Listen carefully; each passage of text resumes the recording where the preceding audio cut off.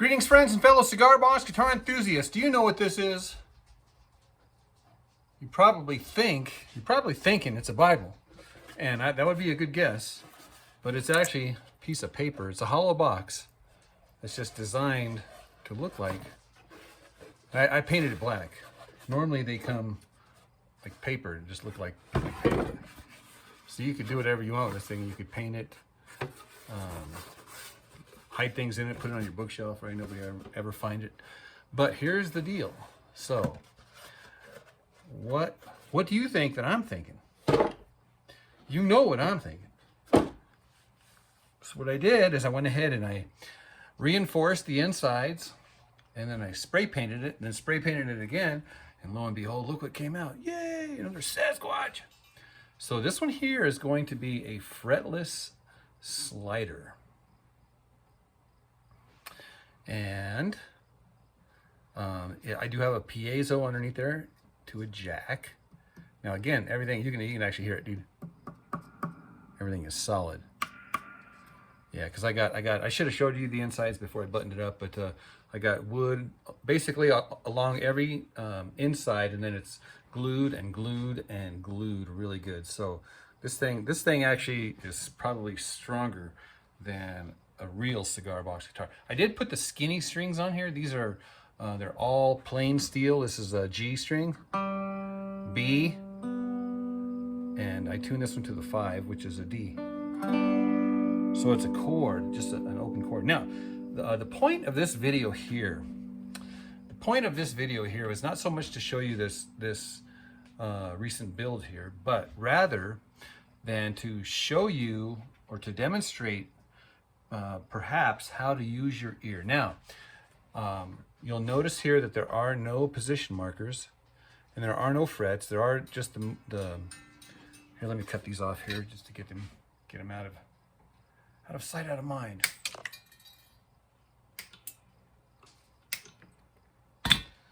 Okay, what was I saying? Okay, so the first thing I do is I decide how big is this instrument going to be, and I place the saddle accordingly. So this one here is a 23-inch from, in this case here, the bolt, or your 0 fret or your nut, whatever your launch is over here. From here to here is going to be the scale length of the instrument. This happens to be 23-inch scale. In this case here, I've opted to I'm going to leave this thing alone, because normally you have to move this thing around to match the harmonics with the frets. Well, if you don't have frets, then there's no need to like move this thing around, because there's nothing to set it to. So what we're going to do is we're just going to decide where we want this. Now I decided to right about there, about an inch away from here, and the reason being is so it doesn't push the strings. If I put it or push the saddle that way, if I push this thing back, pull it back, then I'm going to have more pressure from this string here wanting to push it that way. In fact, I was using this other one here, and this one kept tipping over because it was just too thin on the bottom. So I needed a wider footprint on the bottom, so I found this guy, and I angled the wood to the fret just so I could look cool. I got to go back and, in fact, I should do that now. If you look here, I didn't clean up that fret there. Yeah. Okay. So shame on me. I got one step out of order here. So let me just pause right here. I'm gonna go fix this fret and then put it back in, then tune it back up again, because right now I'm kind of in tune, kind of not in tune. Okay, so let me fix up this fret. In fact, I'll even no, I won't. I'm just gonna fix this fret right now, because let's listen. You can actually see it sticking out there. No good, no good. So just like that, we did a couple of things. We fret dressed the fret here, so it's nice and smooth so that you don't feel it at all. The other thing was I put in one of these huge eyes, just screwed it right into that wood there, and then I got one of these straps, nylon straps, and then just zip tied it there, came around the side here, and I got some extra but I put it for the height that I wanted and just zip tied it. And then I got an extra, like I said, an extra length here. So we can all you gotta do is take that zip tie off and then adjust it to be whatever length you want. I got a nice little intel. In fact, you can see it. Maybe you can see it. Let's see here. Oh yeah, there's a little switch here. I thought there was a little switch. There it is. Can you see it glowing in the dark there? Probably not. There you go. Woohoo! Big deal. All right, so the point of this video is this. So like I said here before, we're going to put this in a certain spot and we're just going to keep it there. In fact, once you get it tuned up, like in this case here, I tuned it up to G, B, D, which is basically a major chord. It's a 1, 3, 5. 1, 3, 5. It's a chord. It's a major chord. G major.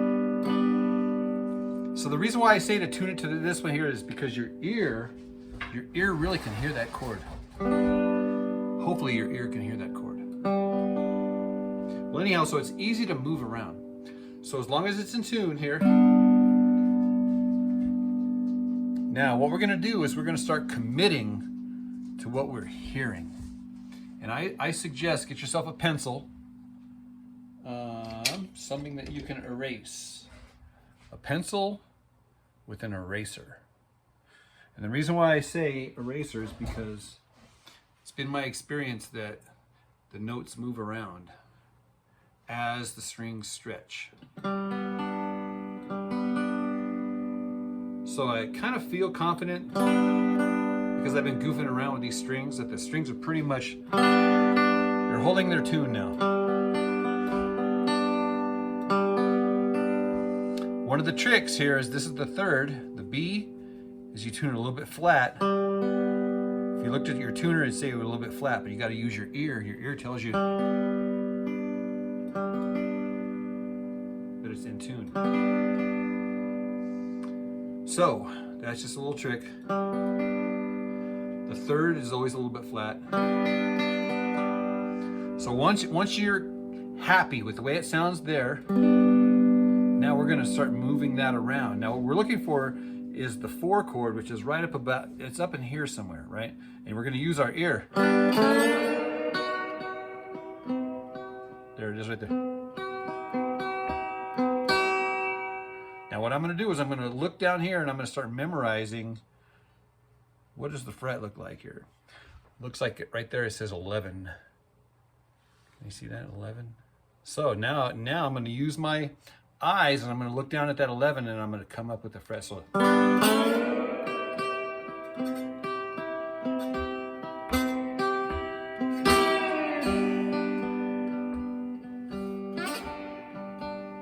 again.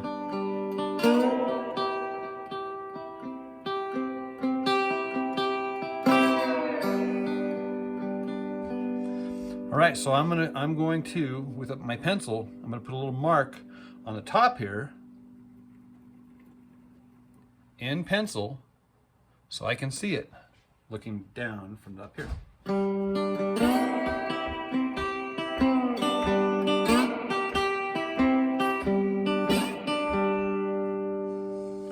I'm going to do the same thing for the next note, which should be about right up in here, and that's going to be the 5th. This is called the 4th, so I'm looking for the 5th now. I know it's where the harmonics are. So it should be right here. Again, I'm going to look down. This one here says 9, so it's about 2 inches apart, right? Let's see here. I'm going to put a little tick mark right here. So now that I'm looking down from the top, I can see.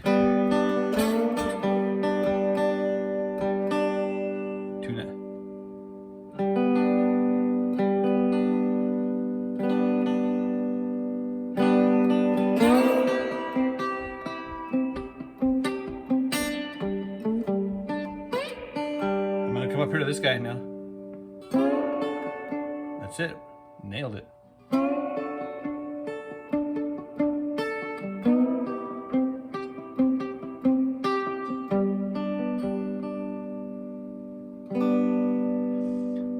Same thing. So we're going to come all the way up to the harmonic here at the 12th fret. So I'm just guessing that it's right around here somewhere. Let's see here.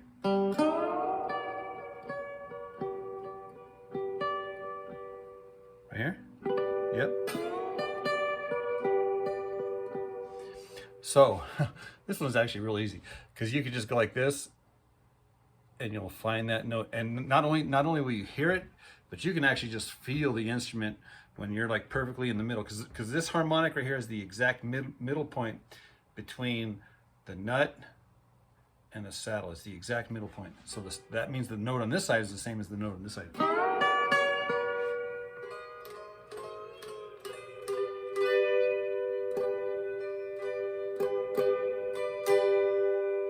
Go backwards. All right, so let's see here. Where's that note?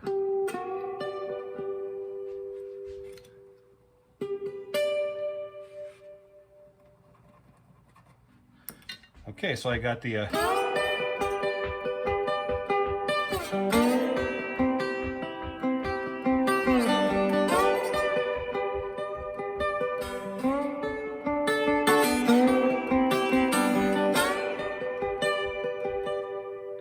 okay, so that's why I have an eraser. I did the mark all excited, and then I realized after playing it a few times that the mark is actually down about 1/8 of an inch.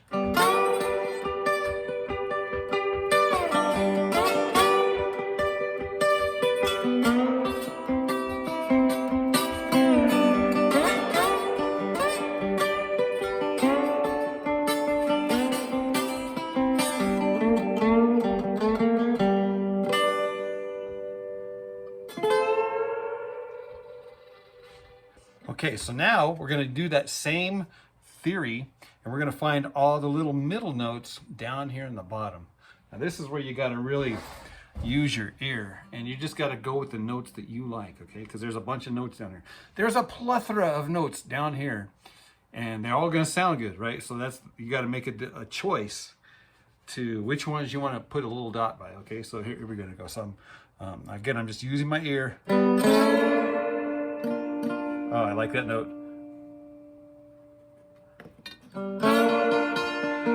Yep, I like that note. I like that note.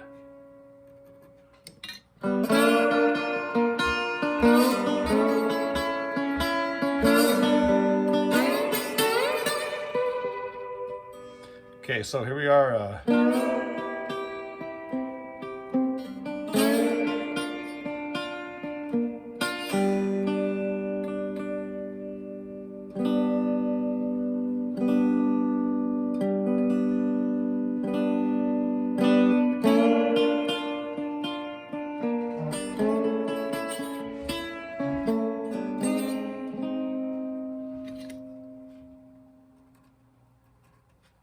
I'm going for broke, guys. I'm going for broke.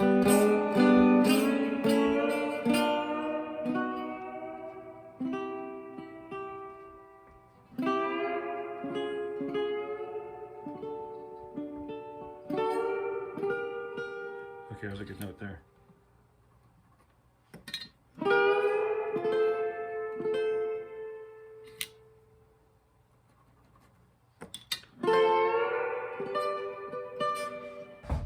So now I got a bunch of dots here, and I know that this one's the 4th.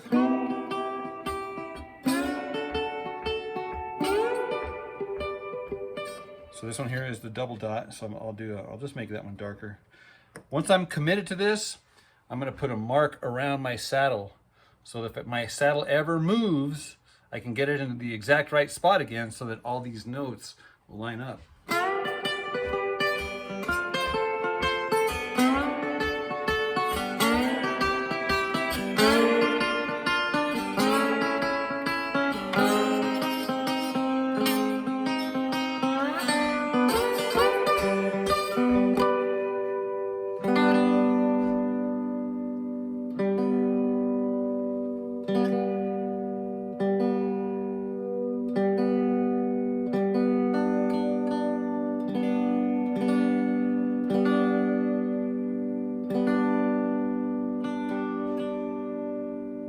Something to be said about the major chord. Well, I hear that train a-coming, it's coming down the bend. I ain't seen the sunshine since I don't know when, 'cause I'm stuck in Folsom Prison, time keeps dragging on. But that train keeps on rolling on down to San Antonio.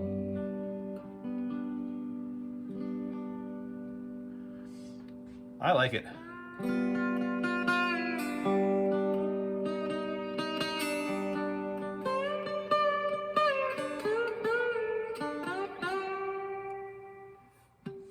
So guys, could you ever imagine that a paper box would sound so good or be so fun to play? Oh my gosh.